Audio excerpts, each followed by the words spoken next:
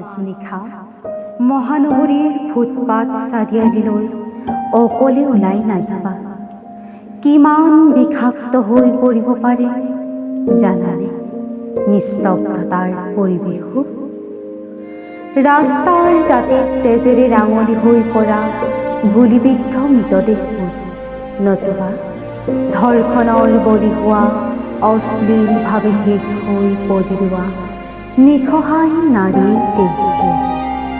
হয়, মাজনিশা মহানগৰীত চলে দেহ ব্যৱসায়, আৰু নিৰ্লজ্জভাৱে এদল ব্যৱসায়ীয়ে চলাই যাব পাৰে নিজ দুষ্কৰ্ম।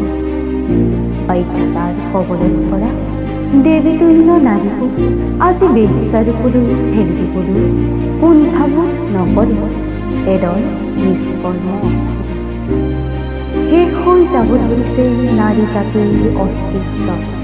তথাপি মানৱ জাতিৰ উদ্ধাৰৰ বাবে শুধৰণি নাই জীৱচেষ্টা।